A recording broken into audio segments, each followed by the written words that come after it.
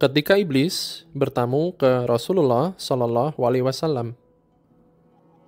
Pada kesempatan kali ini, Rashid akan bercerita kisah dialog antara iblis dengan Rasulullah Shallallahu Alaihi Wasallam dalam sebuah hadis riwayat Mu'az bin Jabal radhiyallahu anhu dan dari Ibnu Abbas radhiyallahu anhu.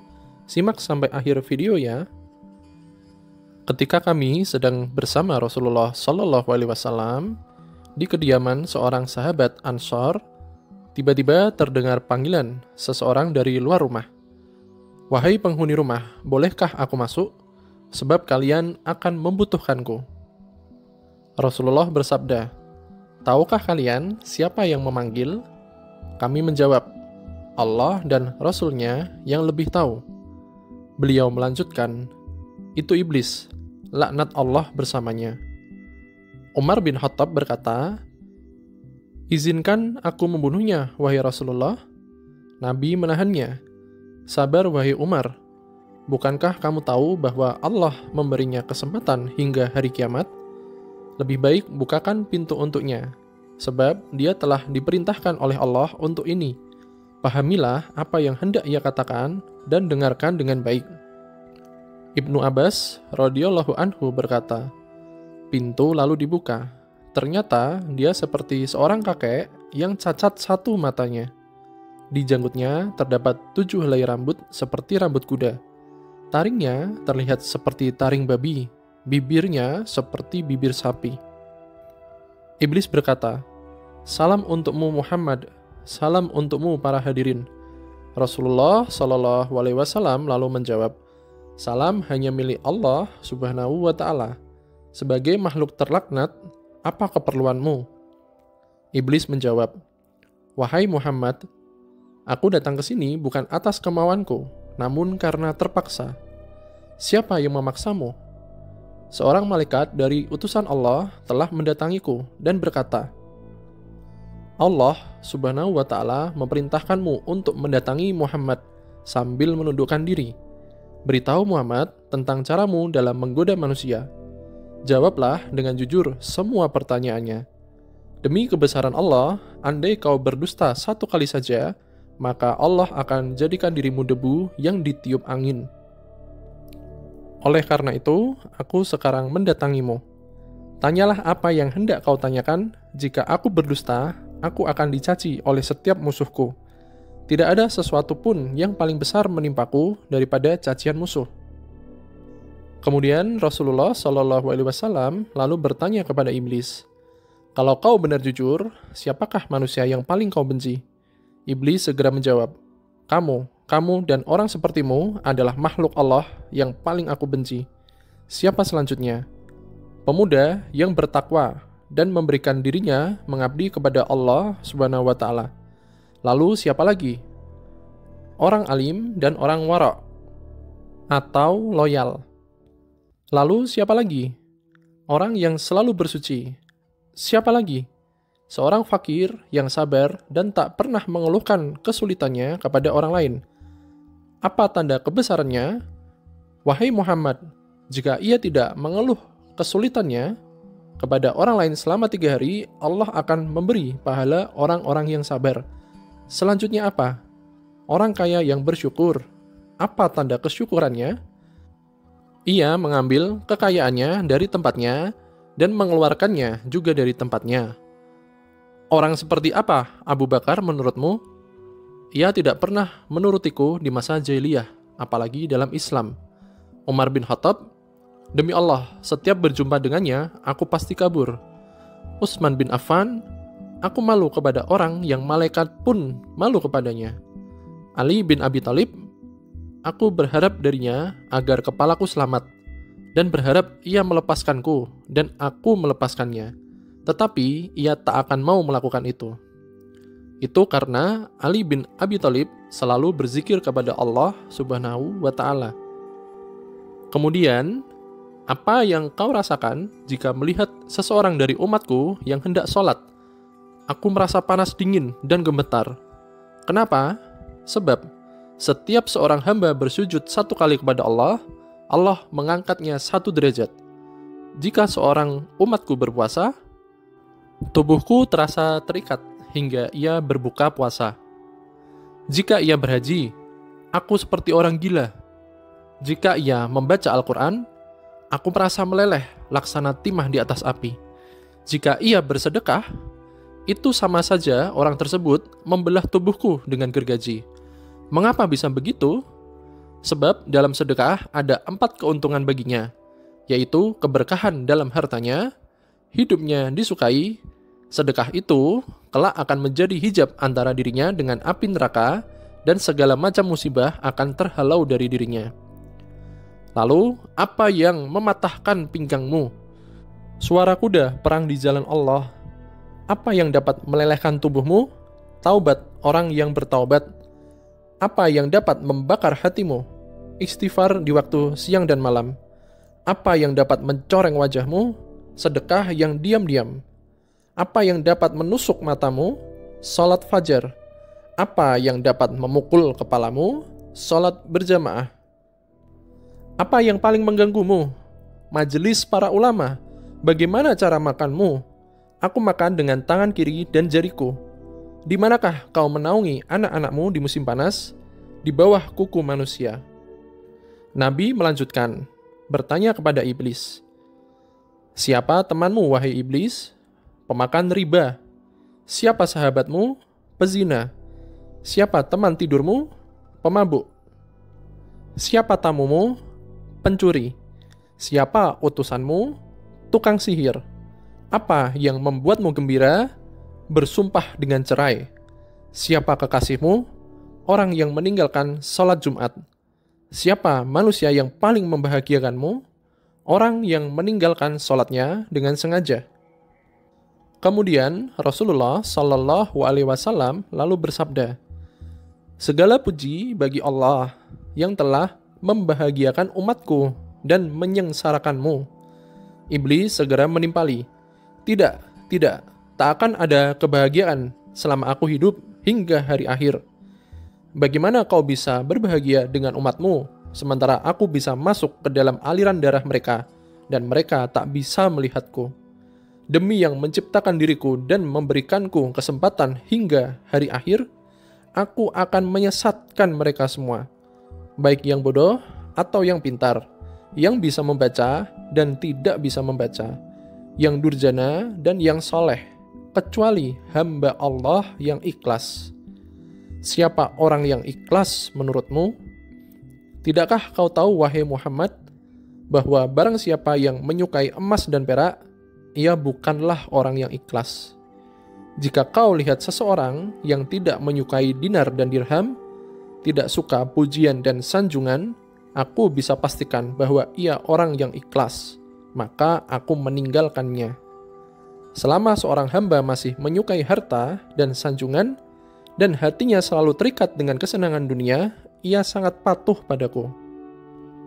Tahukah kamu Muhammad, bahwa aku mempunyai 70.000 anak, dan setiap anak memiliki 70.000 syaitan.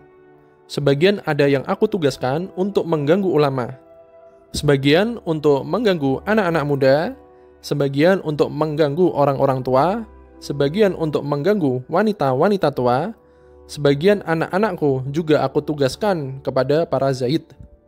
Aku punya anak yang suka mengencengi telinga manusia sehingga ia tidur pada saat sholat berjamaah. Tanpanya, manusia tidak akan mengantuk pada waktu sholat berjamaah. Aku punya anak yang suka menaburkan sesuatu di mata orang yang sedang mendengarkan ceramah sehingga mereka tertidur dan pahalanya terhapus. Aku punya anak yang senang berada di lidah manusia. Jika seseorang melakukan kebajikan, lalu ia beberkan kepada manusia, maka 99% pahalanya akan terhapus. Pada setiap seorang wanita yang berjalan, anakku dan syaitan duduk di pinggul dan pahanya, lalu menghiasinya agar setiap orang memandanginya. Syaitan juga berkata, keluarkan tanganmu. Lalu ia mengeluarkan tangannya, lalu syaitan pun menghiasi kukunya. Mereka, anak-anakku, selalu menyusup dan berubah dari satu kondisi ke kondisi lainnya, dari satu pintu ke pintu yang lainnya, untuk menggoda manusia hingga mereka terhempas dari keikhlasan mereka. Akhirnya mereka menyembah Allah tanpa ikhlas. namun mereka tidak merasanya. Tahukah kamu Muhammad bahwa ada rahib yang telah beribadat kepada Allah selama 70 tahun? Setiap orang sakit yang didoakan olehnya sembuh seketika. Aku terus menggodanya hingga ia berzina, membunuh, dan kufur. Tahukah kau Muhammad, dusta berasal dari diriku? Akulah makhluk pertama yang berdusta. Pendusta adalah sahabatku. Barang siapa bersumpah dengan berdusta, ia adalah kekasihku. Tahukah kau Muhammad, aku bersumpah kepada Adam dan Hawa dengan nama Allah bahwa aku benar-benar menasihatinya. Sumpah dusta adalah kegemaranku. Gibah, gosip, dan namimah, adu domba adalah kesenanganku. Kesaksian palsu, kegembiraanku.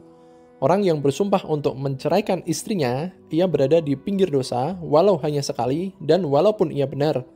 Sebab barang siapa membiasakan dengan kata-kata cerai, istrinya menjadi haram baginya. Kemudian ia akan beranak cucu, hingga hari kiamat. Jadi semua anak-anak zina dan ia masuk neraka hanya karena satu kalimat, yaitu cerai.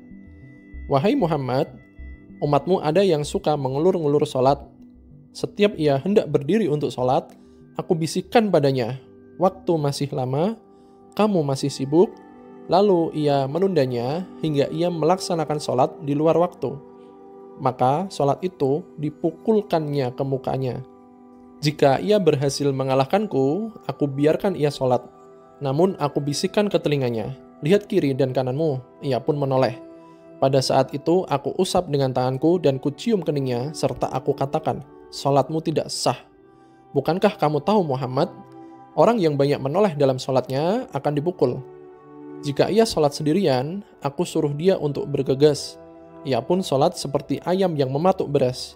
Jika ia berhasil mengalahkanku dan ia sholat berjamaah, aku ikat lehernya dengan tali, hingga ia mengangkat kepalanya sebelum imam, atau meletakkannya sebelum imam. Kamu tahu bahwa melakukan itu batal sholatnya, dan wajahnya akan dirubah menjadi wajah keledai. Jika ia berhasil mengalahkanku, aku tiup hidungnya, hingga ia menguap dalam sholat. Jika ia tidak menutup mulutnya sehingga menguap, syaitan akan masuk ke dalam dirinya dan membuatnya menjadi bertambah serakah dan gila dunia. Dan ia pun semakin taat kepadaku. Kebahagiaan apa untukmu, sedang aku memerintahkan orang miskin agar meninggalkan sholat? Aku katakan padanya, kamu tidak wajib sholat. Sholat hanya wajib untuk orang yang berkecukupan dan sehat. Orang sakit dan miskin tidak. Jika kehidupanmu telah berubah, baru kau sholat. Ia pun mati dalam kekafiran. Jika ia mati sambil meninggalkan sholat, maka Allah akan menemuinya dalam kemurkaan. Wahai Muhammad, jika aku berdusta, Allah akan menjadikanku debu. Wahai Muhammad, apakah kau akan bergembira dengan umatmu, padahal aku mengeluarkan 1/6 mereka dari Islam? Rasulullah kembali bertanya, berapa hal yang kau pinta dari Tuhanmu? 10 macam. Apa saja? Aku minta agar Allah membiarkanku berbagi dalam harta dan anak manusia. Allah mengizinkan. Allah berfirman, berbagilah dengan manusia dalam harta dan anak, dan janjikanlah mereka, tidaklah janji setan kecuali tipuan. Harta yang tidak dizakatkan, aku makan darinya. Aku juga makan dari makanan haram dan yang bercampur dengan riba. Aku juga makan dari makanan yang tidak dibacakan nama Allah. Aku minta agar Allah membiarkanku ikut bersama dengan orang yang berhubungan dengan istrinya tanpa berlindung kepada Allah. Maka setan ikut bersamanya dan anak yang dilahirkan akan sangat patuh kepada syaitan. Aku minta agar bisa ikut bersama dengan orang yang menaiki kendaraan bukan untuk tujuan yang halal. Aku minta agar Allah menjadikan kamar mandi sebagai rumahku. Aku minta agar Allah menjadikan pasar sebagai masjidku. Aku minta agar Allah menjadikan syair sebagai Qur'anku. Aku minta agar Allah menjadikan pemabuk sebagai teman tidurku. Aku minta agar Allah memberikanku saudara. Maka ia jadikan orang yang membelanjakan hartanya untuk maksiat sebagai saudaraku. Allah berfirman, orang-orang boros adalah saudara-saudara syaitan. Quran Surat Al-Isra ayat 27. Wahai Muhammad, Aku minta agar Allah membuatku bisa melihat manusia, sementara mereka tidak bisa melihatku. Dan aku minta agar Allah memberiku kemampuan untuk mengalir dalam aliran darah manusia. Allah menjawab, silahkan. Dan aku bangga dengan hal itu hingga hari kiamat. Sebagian besar manusia bersamaku di hari kiamat. Iblis berkata, wahai Muhammad, aku tak bisa menyesatkan orang sedikit pun, aku hanya bisa membisikkan dan menggodanya. Jika aku bisa menyesatkan, tak akan tersisa seorang pun. Sebagaimana dirimu, kamu tidak bisa memberi hidayah sedikit pun. Engkau hanya Rasul yang menyampaikan amanah. Jika kau bisa memberi hidayah, tak akan ada seorang kafir pun di muka bumi ini. Kau hanya bisa menjadi penyebab untuk orang yang telah ditentukan sengsara.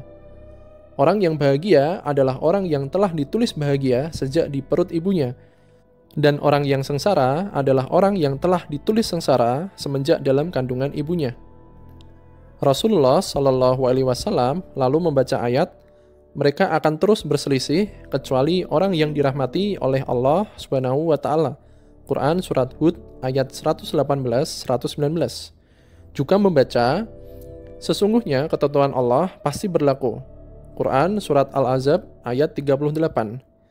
Iblis lalu berkata, wahai Muhammad, Rasulullah, takdir telah ditentukan, dan pena takdir telah kering. Maha suci Allah yang menjadikanmu pemimpin para nabi dan rasul, pemimpin penduduk surga, dan yang telah menjadikan aku pemimpin makhluk-makhluk celaka dan pemimpin penduduk neraka. Aku si celaka yang terusir. Ini akhir yang ingin aku sampaikan kepadamu, dan aku tak berbohong.